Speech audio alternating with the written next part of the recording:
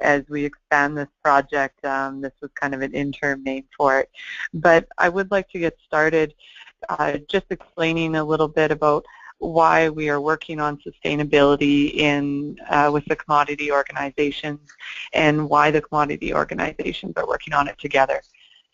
Sustainability is an issue that's facing our agriculture industry that is a common thread, no matter if you're producing barley, canola, peas, lentils, or wheat. So that's why we see the 4 commodity organizations pooling resources and levy dollars on this project. And the reason why we need to talk about sustainability, or why Alberta agriculture has a concentration on social license moving forward, we're having more and more consumers that have questions about where their food comes from. And as everybody has heard the statistic, 98% of people don't have a direct tie to primary agriculture. And I can speak from experience, even some of my family that are only 1 generation removed have very little knowledge of primary agriculture. And yet there is a hunger for knowledge and a need for them to feel like they are voting with their pocketbook when they go to the grocery store in an effective way to make the world a better place for tomorrow, sort of deal. And so we're seeing a lot of those questions come up, but consumers are also very busy with their day-to-day lives and don't have the time to be searching through peer-reviewed articles, and even sometimes lacking expertise to understand what is a good article or good advice or science-based advice to listen to. And so they're finding information that is quick and easy to come by, and quite oftentimes we're seeing that that is incorrect information. And they're also looking, when they go to the grocery store, for different labels or adjectives. And I've heard from many speakers that it's no longer the noun, whether that's beef or bread or whatever it may be, that is actually selling and commanding a price in the grocery store. It's the adjective. So the more adjectives that are on a label, it seems that the higher price that product fetches. It's a communication tool between retailers and consumers. And we're seeing that also with different labels, different stamps on products. And so many of the large retailers, such as your Unilevers and your PepsiCos, that have a family of brands underneath of them, are looking more and more at sustainability as something that they want to focus on overall in their company moving forward. And sometimes this is through a stamp of sustainably produced product. There's a wide range of them that are on products that you can pick up at the grocery store now. And we're seeing this more and more in the agriculture industry in Canada as well. And even though a lot of this started out making sure that rainforests weren't being unnecessarily cut down, and that in other countries that don't have strict labor laws there wasn't child labor and things like that, there's also things that are applicable in the Canadian context. And we're starting to see a lot of promises from some of these big retailers on sourcing sustainably. And I have talked to many producers, and I am a producer myself, and sustainability can quite oftentimes be tied to the word certification or verification or audit in a producer's mind. And we do want to be looking at sustainability in the larger context. As much as it is a word that is tied to these certifications and these protocols, we also need to be looking at it from a different point of view in the agriculture industry. One where sustainability means both environmental, social, and economic sustainability of farming operations for today and future generations. So as much as that seems like a very fluffy definition of sorts, it's talking about making sure that farmers are always thinking about how to better their operations, how to use new or emerging best management practices that fit their own unique farming operation. Because a lot of these practices are not just to appease the end user or make sure that the consumer feels good about their purchasing decisions, but it's also to help the farmer in terms of bettering their bottom line, whether that's through increased efficiencies or increased production, higher quality product, you name it. It's doing things like soil testing and then using your soil test results to ensure that you're putting on the right amount of nutrients onto your ground so that the plant is utilizing it and we're not seeing those nutrients end up in our water systems and whatnot. And so we're looking at sustainability in that context as well, not just having an auditor come out and say you need to be doing this, this, and this, and checking off these boxes in order to sell your product. I'll never sit up here and say that everybody is going to need to abide by or have some sort of sustainability certification in the future. It's a definite possibility. We see some writing on the wall that this could be coming down the pipeline. In terms of other commodities, and Carrie-Ann will touch more on beef later on in the hour, but the potato growers are an excellent example, as they need an environmental farm plan even to sell their product to McCain. And that was consumer pressure and buyer pressure that created that market access issue, for lack of a better word, as this still is. We're talking about our domestic industry here. But there is a very, very real scenario where sustainability certification of some sort could have market access potential, and could also demand a premium, but that is something that will be determined by the marketplace into the future for our cropping industries. But we do want to ensure that producers are thinking about sustainability beyond just the certification, and talking about uptake of best management practices and continuing to be the best stewards of the land that they can be. And so a little bit on our project in particular. The cropping sector has seen the writing on the wall, as I talked about with other commodities, that sustainability is becoming a bigger and bigger buzzword and a bigger issue in agriculture, and something that we need to address and get ahead of. And so that is where this working group was formed. And the idea behind the working group is to identify some priority areas in terms of sustainability, on-farm sustainability, and extend through those areas to improve overall the performance of Alberta grain producers. And the way that we've gone about that is to put together a survey, and the questions on the survey were based on the indicators in 3 of the well-known international sustainability standards. And from that survey, we were able to see what Alberta producers were doing extremely well, and maybe some areas for improvement as well. And those areas of improvement are what we're going to be concentrating our extension efforts on for the next year, year and a half.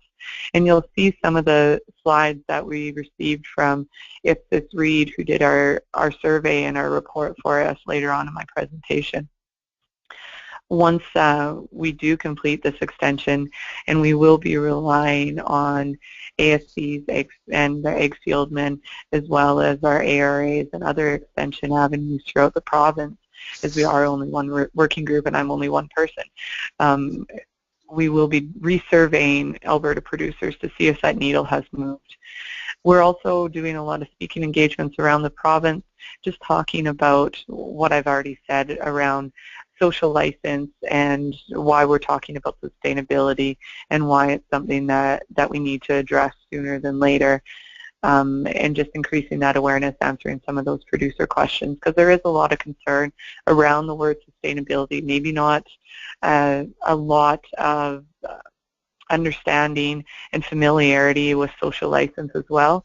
So it's just having that conversation and showing that it's not only to satisfy the consumer, but also to better our farming practices and our production methods moving forward, and to raise some awareness about what the sustainability standards are, and hopefully answer some of the questions that producers have. And so here are a few slides that our third-party Ipsos Reid was able to put together from the survey results. And so we did survey 400 producers from across the province in July, and they are split out by region, as you can see on the top of your screen, and it does match the environmental tracking survey that Alberta Agriculture does as well, so we are able to do some cross comparison. And so we were able to break it out by a couple of demographics that had some definite trends. But the reason why we're talking about sustainability as well is that some of the biggest concerns that producers have are listed on the left-hand side of your screen, and the 6 most important ones are in red. And at the very top, of course, is no surprise to anyone, is cost of inputs. And so a lot of the best management practices that we're talking about when we're looking at these sustainability standards is making judicial use of your inputs and getting the most bang for your buck for the dollars that you're putting into your acres. And so that's part of this whole picture, is demonstrating to producers as well that it's not just to get a piece of paper at the end of the day and go through a terrible audit experience, because no producer wants to hear the word verification or audit, but it is to help you bring a little bit more information forward on how to make judicial use of your inputs, or to increase your bottom line, increase efficiencies. And I've heard from many producers that it's always good to continue learning, and they're always changing in terms of adopting new technologies, looking for a better way to do things. And that's what we like to see in a dynamic Alberta agriculture industry.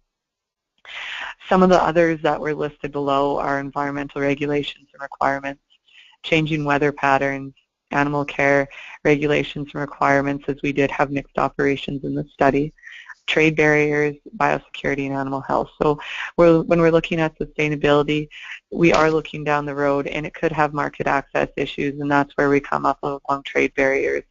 As well, we're looking at taking care of that environmental pillar of sustainability. As Dale talked about, climate leadership is something that is a priority with Alberta agriculture in the coming years, and changing weather patterns fits into that as well. And looking at the environmental regulations and requirements and that level of familiarity, and making sure that the policy that we do have in place works at the farm level. So these are some of the things that producers are concerned about in the next 5 years. And then I just wanted to highlight a couple of specific practices that we talked about. I discussed that some of them we're looking at telling that good story about Alberta agriculture in terms of what producers are doing well, and having solid data behind it that can back it up, and not just anecdotally.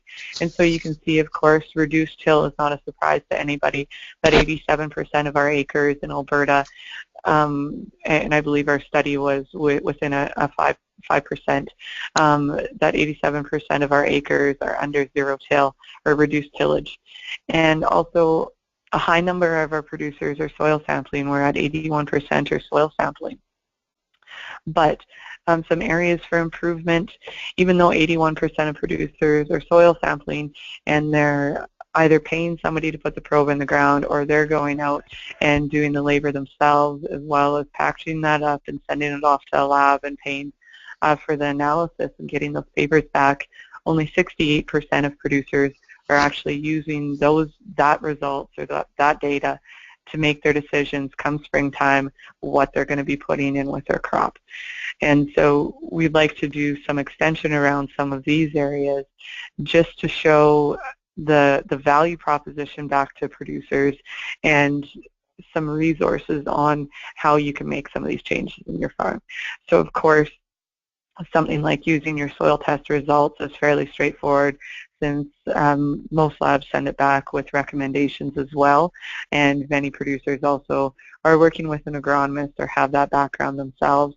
But just bringing that awareness that if you are making that investment in the fall to do your soil sampling, and the labor required and the cost required to send those results out and receive them back, that it is in your best interest to be using those results as well, and that even if you do get in a rush in the spring, it could pay dividends to be using these results. So it's areas like this that we're going to be prioritizing extension efforts on, and this is just one example of results that we received back, where we do see opportunity for improvement across the province.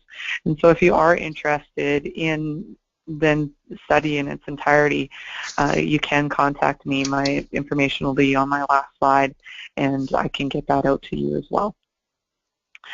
Another thing that we did ask, besides specific production practices and whether or not they're employed on the farm, was around sustainability standards and what farmers thought about sustainability certification, what kind of role it was going to play in the future, if they were prepared to do the certification, if they needed more information, those kind of things. So a general trend that I see through all 4 of these questions was a green bar on one side, a red bar on the other, and a significant portion of yellow in the middle.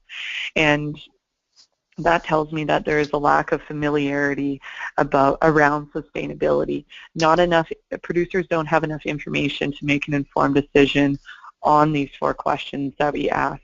So I do believe that that is an opportunity for extension in the province in terms of framing sustainability in a positive light, talking about how it relates to best management practices and presenting the value proposition back to producers, because in the end that's what it is a value proposition, and that's what drives change on farms, as we all know.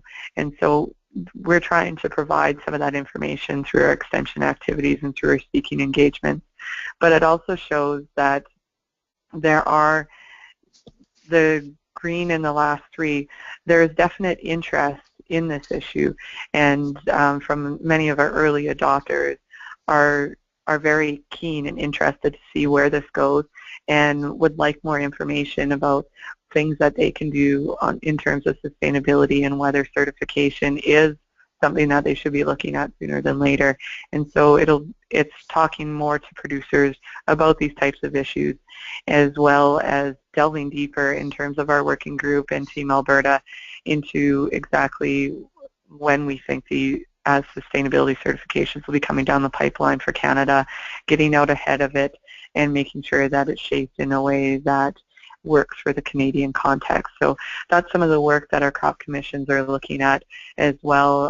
The Canadian Roundtable for Sustainable Crops has been doing quite a bit of work in this area and is maybe a couple of years behind the Roundtable for Sustainable Beef, but rightly so. Beef is a little bit closer to the consumer and a little bit more visible than a field of wheat in terms of translating that to exactly what the product that the consumer is buying. And so that's why we're seeing that differential between the commodities. And so I just wanted to pull up our first bit of extension, and that's around egg plastics. And so we're looking at alternatives to burning and just bringing awareness around what happens when you do burn egg plastics. So this is just the first half of the first page, and we're just finalizing the second page, and once that is done, I'll be sending it out through Dale's email list to the ASBs and the egg fieldmen, as well as the ARAs, in terms of usable materials for your events or for newsletters and things like that. So that's our ask through our working group, is to help us with the extension efforts, as we do have a very small network within our working group and are relying on networks that already have developed those relationships with local producers. And so this is just one example of what we'll be creating moving forward, and we have identified our further priority areas for extension, and we'll be working on those areas into the new year. And so I just wanted to present you with my contact information as well. And so my email as well as my Twitter handle is there. And I would encourage you, if you would like the further results for that study, please get in contact with me. We have not posted it publicly on any of our commission websites, but it is available. We just like to kind of keep a network of who's looking at it and why, and it helps us judge how useful it is for the agriculture industry as a whole beyond our working group as well. And so the study did go through a number of different areas. It wasn't just soil and soil health. It was on nutrient use and fertilizer use, chem storage and handling. There was bits and pieces from the environmental, social, and economic pillars built into that study, as well as some basic information in terms of demographics, size of the operation in terms of gross revenues, age demographic, and regional demographic. And then it also went through who was growing what crops in the province, familiarity around sustainability, and that first slide that I did show that was around the most pressing issues that will impact your farm in the next 5 years. So there is some interesting data outside of just purely production practices, BMPs, and sustainability indicators as well. So with that, I'll turn it over. Dale, would you like me to answer questions at this time, or do you want Carrie Ann and I to answer questions all at once at the conclusion of the webinar? I think we have time right now to answer a few questions. I see that there's some questions that came up on the screen, and Scott can probably read those. But first, before we get into those, is there any questions from the phone?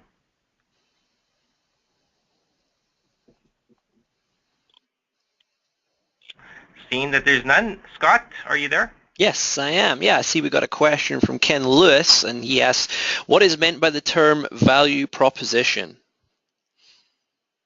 Value proposition is just the value that adoption of a best management practice or an indicator will bring back to the farmer. And so sometimes that has something to do with dollars, and that's where it's the clearest. So if we can demonstrate and get the information about maybe if they adopt for our nutrient practice, the dollars per acre that they will see in increased income just from judicial use of nutrients, just because of increase in better management practices for nutrient management. There are some of those numbers out there, and we will be doing more delving into the economics behind some of these best management practices. And the same thing has been done around such practices as zero-till and whatnot, just the increase in dollars, whether that is savings because of efficiency or increases in yield. And so that's where it's the clearest, is when we're looking at dollars and cents. But some things, the Keep It Clean program in terms of MRLs and using your herbicides and pesticides as per label and as needed by our customers. There are some issues around MRLs when our grain is hitting elevators and terminals, and that has the potential to create some market access issues. So that would be the value proposition back to the producer, is being able to sell their product, period. And so we're looking at that. So value proposition doesn't necessarily have to be dollars and cents that way. It might be market access, and it may be even a little bit more fuzzy, and it may be something around social license.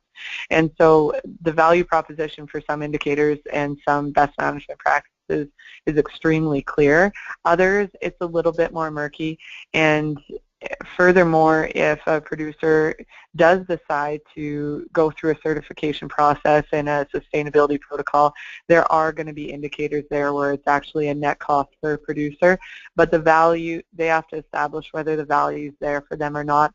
Maybe even though it will cost them to come into compliance with a certain indicator in that standard, it is still worth it for them because they see value in having that certification.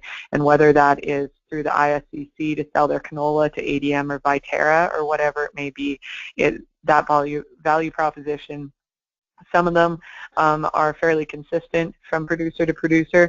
Others, it will have to be a decision made by that producer that's unique to their operation.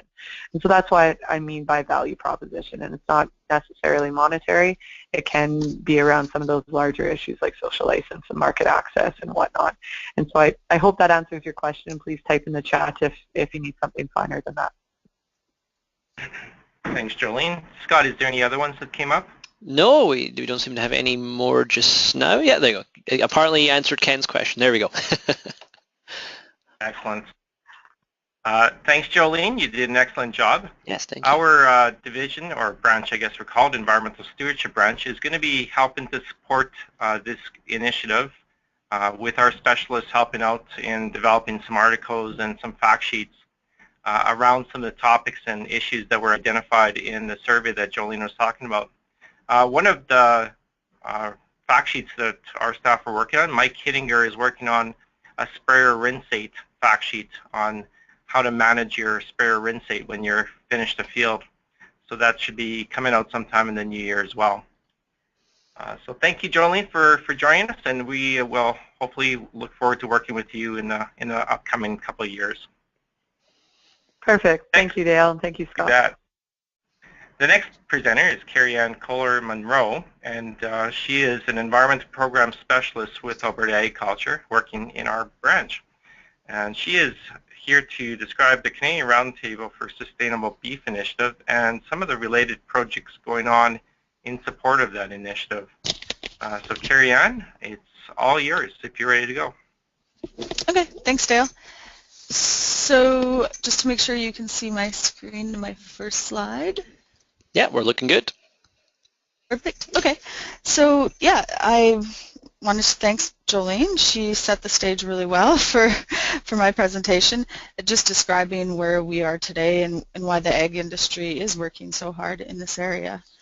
I've been fortunate enough to be working closely with the Canadian Roundtable for Sustainable Beef, specifically on their sustainability assessment the last couple of years on their committee, as well as now working on the verification framework for sustainable beef.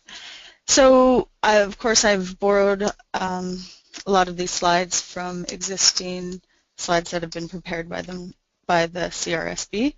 So I'm just going to say CRSB throughout the presentation. That being said, hopefully everybody will become familiar with the fact that it's the Canadian Roundtable for Sustainable Beef. I want to cover a bit about the assessment and the baselines and what got them to their strategy going forward, and then a lot of the information and support coming out of the McDonald's beef sustainability pilot. Moving forward, the CRSB is working a lot on the indicators that set the stage for that sustainability verification, as well as the verification process that will be in place in the near future. And then what that sort of means for you guys on the ground and what the next steps could look like.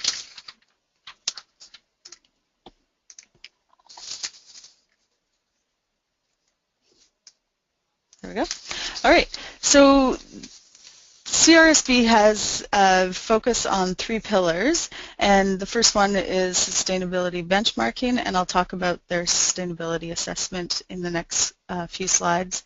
And then what does it mean to industry and the value chain, so that's where the indicators and verification comes in.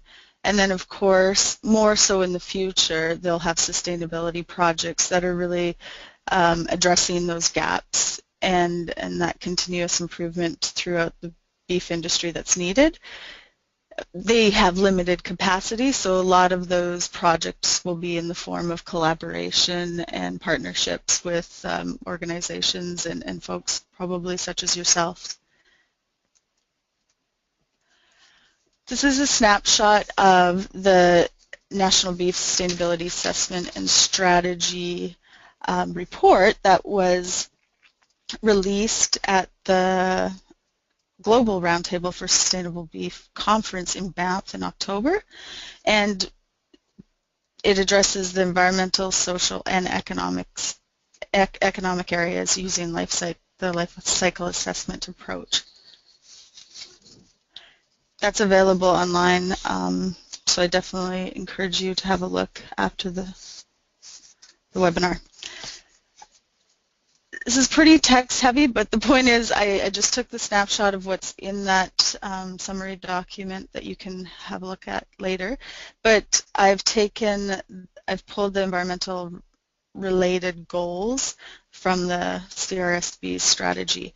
And so goal 2 is to reduce the greenhouse gas footprint of the Canadian beef industry per unit of product produced, and the measure or the key performance indicator measure unit of that is kilograms of carbon dioxide equivalents per kilogram of beef.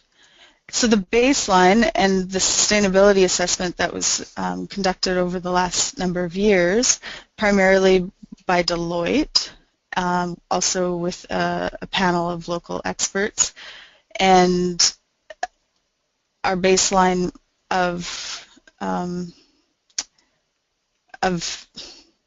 greenhouse gas is 11.4 kilograms of carbon dioxide equivalents per kilogram live weight at the farm gate. Or of course, if you want to take it a little bit further, it's 30.8 kilograms of carbon dioxide equivalents per kilogram packed boneless beef. So with knowing this baseline, and you can see on the far right that 74% of the greenhouse gas footprint or impact is happening at the farm, and the largest impact being enteric methane. But that's probably not of surprise to any of us.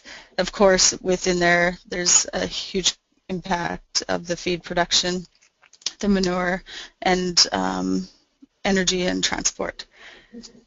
So taking that all into consideration, we have a baseline now for the industry, and what their target areas now are going to be is optimizing the diets, improving the manure management to reduce greenhouse gases, increasing carbon sequestration, improving feed production practices, increasing stakeholder knowledge, because that's how you get the above done, and supporting their stakeholders in understanding of the beef industry greenhouse gas footprint and sequestration.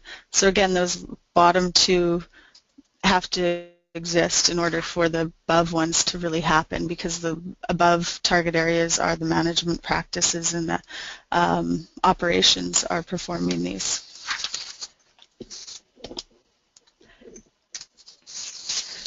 So goal 3 within the strategy is to increase the delivery of ecosystem services on the lands managed by beef producers. And again, the baseline is beef industry, knowing the beef industry utilizes 21.2 million hectares, or 33% of agriculture land in Canada. 5 million hectares being tame or seeded land for pasture, and 13 million hectares being native grasslands. An approximation of the soil carbon storage is 1.5 billion tons in those lands. The target areas within the strategy for this goal is enhanced habitat quality for the beef operations, as well as positioning industry as a key conservation stakeholder through enhanced collaboration. Again, this is probably where a lot of you guys can play a role. Of course, research on the relationship between beef industry and biodiversity. It's a complex system. They recognize there's some major gaps and we need to do some work in these areas. And then supporting the creation of ecosystem service markets and the development and dissemination of the tools that monitor and measure these. Again, not an easy task, but it is a target area for them. And then awareness and use of the range and riparian health assessments by producers. So again, that dissemination of information and building that knowledge and use of the tools in the field. Pretty broad, you can see these goals and target areas covering. The last environmental one that I want to highlight is the enhance riparian health and reduce the water footprint of beef production. So the measure unit is the blue water footprint intensity, and what that blue water is basically the fresh surface and groundwater. In other words, the water in freshwater lakes, rivers, and aquifers. And it's basically the volume of surface and the groundwater consumed as a result of the production of a good or service of the beef.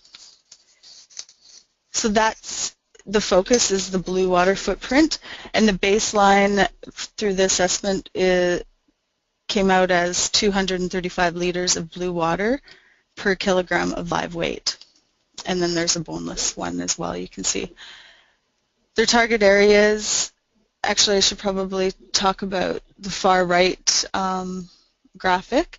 And again, the largest impact, our water intensity, is at the farm, at being 74% as well. So the biggest one, I think, is huge, is the feed production system, but that is irrigation. So again, this has to be taken with a grain of salt, because not all of our feed, or maybe even any of it, is necessarily used or is actually irrigated. Most of those would be cash crops. So again, the approach and method is not always perfect, but this is what we have for a baseline. And there is some irrigated crops within the assessment that were used. So the target areas are enhancing producer riparian health knowledge and the tools to do that, and then enhancement and completion of a national wetland inventory and further measure the relationship between beef production and wetland conservation. Again, huge, big topic areas here. And then research that increases the understanding of the relationships between the beef production and water. And of course, they're going to be focusing on high-risk watershed areas across Canada, because this is a national assessment.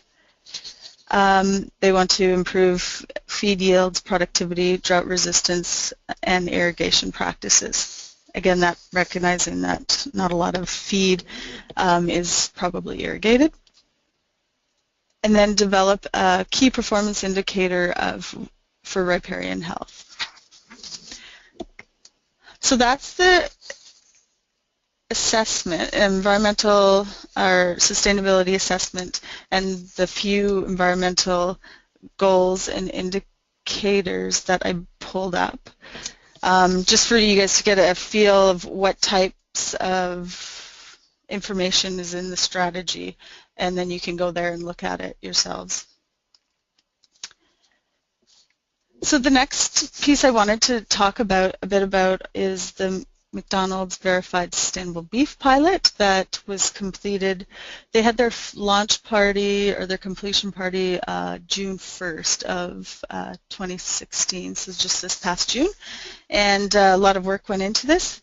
So I also was handed a few slides by Matt Sutton Vermeulen, and he was a primary consultant working with McDonald's on the pilot. Just so you guys know, McDonald's does source all food and packaging sustainably. That's one thing that they report on within their corporate social responsibility reporting. And then they also purchase about $3 billion a year of product. And then approximately 2% of that 30 billion is global beef purchases. So I'm just trying to present the scale to you. And then they know that their customers want more beef, but they also want to know everything about what they are eating. So it just made sense for them to do the pilot in Canada. And about 30% of McDonald's environmental footprint is from the beef. So again, an area that they needed to invest some time and effort in. Some of you may have seen this slide or this video already, but I think it still is nice to watch again if you haven't. And it really does capture the motivation behind the pilot and all the stakeholders and players within the beef value chain.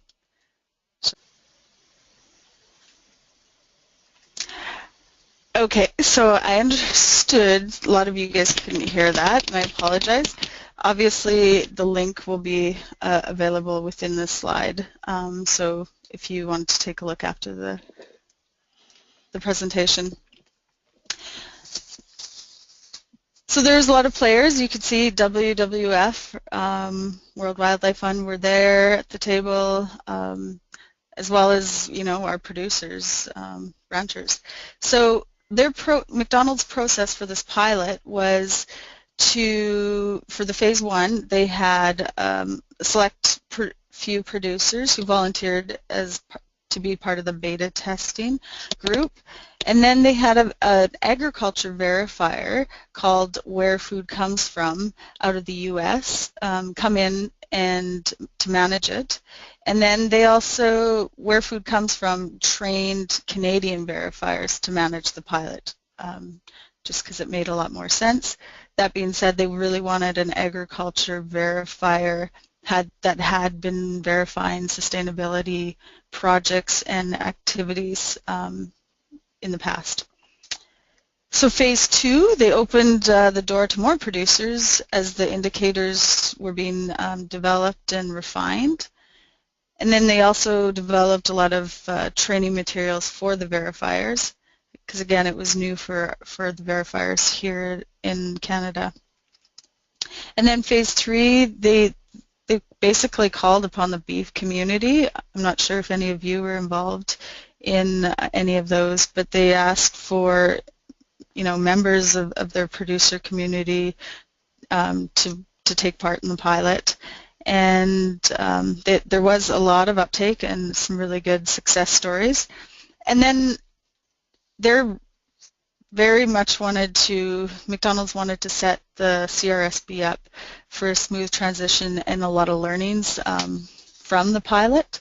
So that has been done as well. And then McDonald's is also very active on the Canadian Roundtable for Sustainable Beef to date. This is a snapshot of the scorecard that the producers received. So they received a scorecard and a letter, and you can kind of see that they are given a score based on the principle and then the indicator within those principles, and then they're also given an average score. So again, they're marked against their peers within the beef industry, and they get an idea where they're at.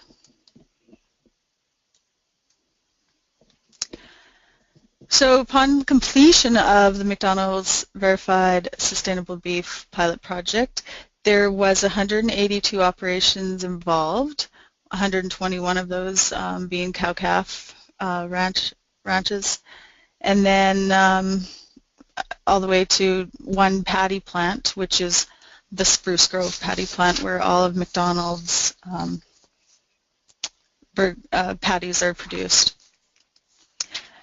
So from the scorecard that you see in the previous slide, there was a 5-point scale, one indicating basically the awareness and commitment to achieving that indicator or that outcome, and then 5 being processes are in place to measure, monitor, verify, report. So it's all about records and showing and doing and measuring and monitoring that. So that's the 1 to 5 scale that they used, and that was shown on the report card earlier. And then out of the 182 operations, 144 of them were successfully and fully verified, and the total being basically 9,000 head verified sustainable. So a lot of work, a lot of learnings, and yeah, that came to an end come June 1st this past year. They are continuing the work with the Canadian Roundtable for Sustainable Beef. This is a video that I will let you watch offline, but it captures what had happened throughout the pilot, and it does a really nice job of that. Highlights some of the producers that were involved as well. So moving on to back to the sustainable or Canadian Roundtable for Sustainable Beef. Second pillar, the 3 pillars that I talked about, this is the second one, and they are developing principles and indicators that are outcome-based for the framework for sustainable verified beef. And they're very similar, if you guys have had any knowledge or been involved or looked on the Global Roundtable for Sustainable Beef, they're very similar to this. They're customized, the indicators are customized for our area, our region, so that's how they differ. These are under draft right now because they still need one more public consultation. That's why I'm really careful about putting draft. They may change, but at the same time there has been a couple public consultations and tweaks done, so they won't change dramatically. And then of course once they're comfortable with the indicators, the verification framework is also underway. So I really wanted to talk about the natural resources indicator. So it's the beef value chain manages natural resources responsibly and enhances ecosystem health. And again, the indicators 1 to 6 here are outcome-based, so really remember that in the sense that there's no prescriptive way of getting there. Each operation can perform an activity or manage something one way, and the other operation down the road may do something very different, and that's really the outcome-based, so it's not prescriptive. So it's a lot more general than you might want, but within that there's a lot of options of achieving the results and complying or fulfilling the indicators. So riparian area, surface and groundwater sources and nutrient runoff are responsibly managed. Makes sense. Number 2, soil health is maintained or improved. 3, operation employs basically beneficial management practices that support carbon sequestration and minimizes emissions. And then 4, manage impacts on air quality. 5, manage or enhance grasslands, tame pastures, and native ecosystems. 6, maintains or enhances habitat for wildlife. So again, it gives you an idea of the indicators where the verification will be occurring.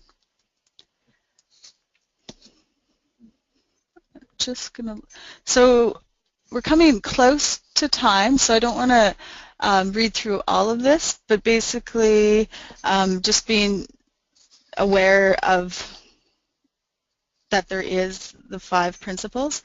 This is the second one, people and community. So sustainable beef stakeholders protect, respect, and human rights and recognize critical roles that all participants within the beef value chain play in their community regarding culture, heritage, employment, land rights, and health. So this is a principle that I guess touches a lot on the social license piece, and just to be aware of it. Much like the previous one, animal health and welfare is similar. It has 8 indicators. Some of these indicators will be critical, meaning to say you have to meet them if you're going to be verified sustainable beef. Some won't have that requirement. There's a food principle. Sustainable beef stakeholders ensure the safety and quality of beef products and utilize information sharing systems that promote beef sustainability. Again, making sure the records, the indicators, that records are kept and they're shared in an aggregate form.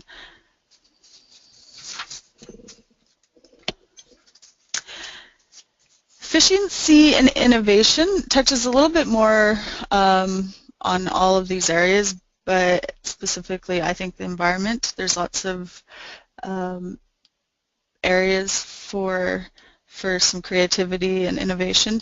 So sustainable beef stakeholders encourage innovation, optimize production, reduce waste, and add to economic viability.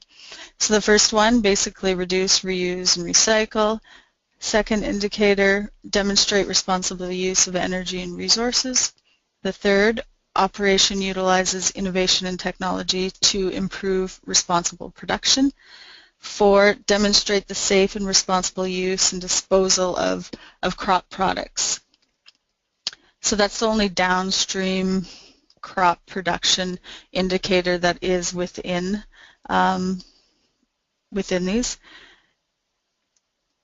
5, demonstrate responsible dead stock management. 6, continuous learning regarding sustainability in beef production. So what does that mean to yourselves, and how can you become engaged? I think this is really exciting times, and there's been a lot of advancement made within the verification ability and work that the Canadian Roundtable for Sustainable Beef has done already. I think it's important to go back and look at the CRSB's sustainability strategy goals and target areas. They will support, or they're quite a bit in line within the principles and indicators for the Verified Sustainable Beef Framework. So again, just really emphasizing, you know, they're looking at manure management, carbon sequestration, beef or feed production practices, stakeholder knowledge, and the support and understanding of the beef industry's greenhouse gas footprint and sequestration, and really looking at range and riparian health, soil health, air quality, and so on. I think there's some social license pieces within the indicators, obviously, that we didn't go through in great detail, but you know, they're the worker health and safety, the animal health and welfare, and of course the food safety aspects. The efficiency and innovation indicators, again, are why are you adapting your management practices? Most likely it's because of a technology or innovation or efficiency that's recognized that can be done. The next piece is the verification, and again, all the indicators are outcome-based, so there's no prescriptive way of saying you must do the A, B, C to become a sustainable verified beef production.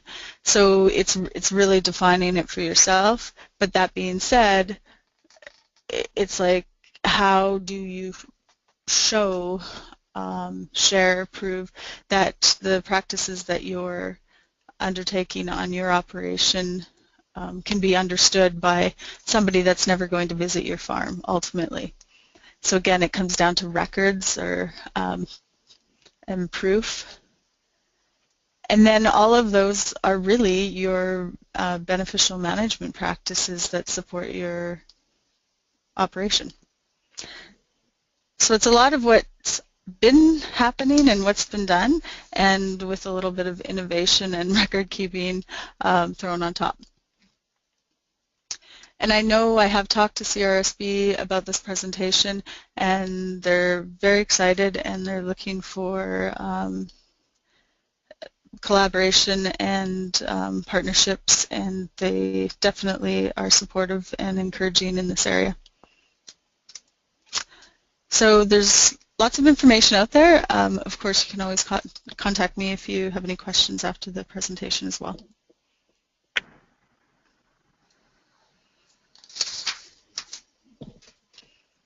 Okay, we have a couple questions actually. So we have one from Audrey that asks, do you have an example of enhanced habitat quality on beef operations as mentioned in goal number 3? I do not have a specific example. I think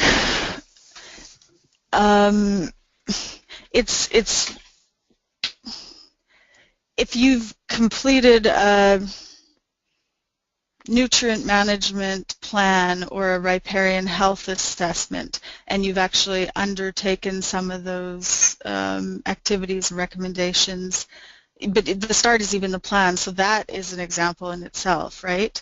So again, we can pick an example, and they're all relevant or appropriate, I guess, if you will. I don't know if that, again, it's not prescriptive, and The indicators are being tested right now with some producers on the ground with an audit. So that's why they're not published and completed yet. So once the indicators are tested and the audits are completed, they will be posted for public comment again, and then that means they'll be approved hopefully, and the framework will be.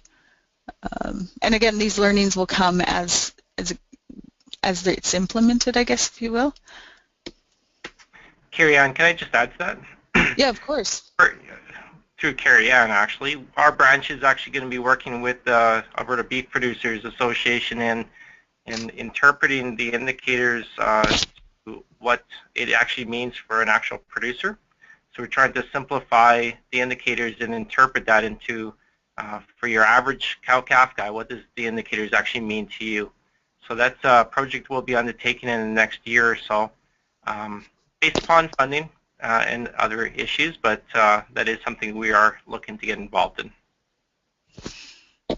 And that's good that you mentioned that, Dale, because that is definitely a gap, because through an audit process and becoming verified sustainable beef, you are not given the guidance. It's an audit process. Are you doing this and how, right? It's really a check and balance of your records, and it's not a how can you get there and what are you doing wrong. It's not about that. So that's why I think the interpretation of the indicators and practices that would support the indicator is really crucial going forward. And again, a lot of this isn't, the indicators can probably be achieved quite easily by a number of producers. It's not that they're doing anything wrong. We just haven't ever reported it or shared it before. So it's just a way of documenting and having verification behind what a lot of what we're doing already on the ground.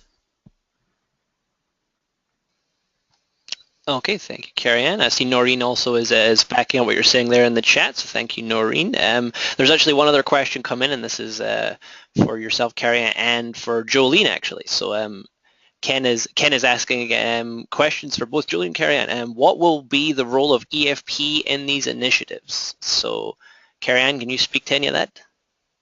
Oh, for sure. So EFP is one tool that's very supportive for sustainable verified beef. It's not the only one, so it doesn't mean that once you have an EFP, you've achieved sustainable verified beef. But again, it's a really important tool to have, because again, it's that stepping stone for those practice changes and learnings and planning. So it does play a significant role, and it is definitely recognized as a tool within the toolbox. Excellent. And also from my perspective on the cropping industry, the EFP is a wonderful program, and it has great recognition with producers. Producers are familiar with it, they're accepting of it, and it was built for farmers. And in terms of the language contained, it's a great tool. However, it does have a couple of limitations, as Carrie Ann alluded to. It doesn't have third-party verification at this time in Alberta, and so that's oftentimes a stumbling block when we're talking about anything towards certification of any sort, any marketable certification. And so that is something that is a bit of an issue depending on what you want to use it for. And so in terms of how EFP fits into our project, I think it does an absolutely excellent job of preparing Alberta producers for the environmental pillar of sustainability. And there is further work being done right now in terms of species at risk in some of the biodiversity areas that the EFP falls a little short on. There was a study that was done nearly a year ago that compared the EFP to some of the international sustainability standards, and it racked up very well on the environmental pillar. And Paul Watson is doing work on bringing it up to snuff on a couple of the areas that it was missing. That being said, our group has been working a lot with Paul Watson. We do have some ideas for the future in terms of some online extension, and we're working quite a bit with Paul because the EFP covers that environmental pillar very well and has that recognition among farmers in terms of uptake. And a lot of that has to do with some of the growing forward funding that has been attached to it, but we've seen excellent participation. So it's something that we see as a very important part of this entire sustainability issue in Alberta, as well as agriculture extension. I'm going to have to bring it to a conclusion there, and I really do appreciate the work that Carrie-Anne and Jolene has done in their presentations today. There will be, from both of these initiatives, a lot of information that will be flowing out of them that needs to be disseminated to producers, and we really do see that being a huge, you guys on the ground being a huge part of that process. So hopefully today's presentations gave you an indication of where you guys might fit in and some of the projects that you might want to get involved with and learn more about. So again, Dale, I'd like to think, can I actually, I very much apologize. I should have mentioned it in the presentation, but a couple of the other tools for the that support the verified sustainable beef that are really crucial are the verified, VBP. I just say the acronym and it just flows. So the Verified Beef Production Plus. So there is a VBP Plus for basically the environment now. So that's the VBP Plus, as well as the ProAction. And both of those tools or systems are being checked for equivalencies with it against the CRSB's indicators right now. Anyway, just a side piece if anybody wanted to do more investigation in those two as well. And we'll probably have some information that we can provide to the extension staff out there as well, right, Carrie-Anne? Yeah, for sure. Thanks, everybody, again, for joining, and look forward to the new year, and Merry Christmas. Goodbye. Yep.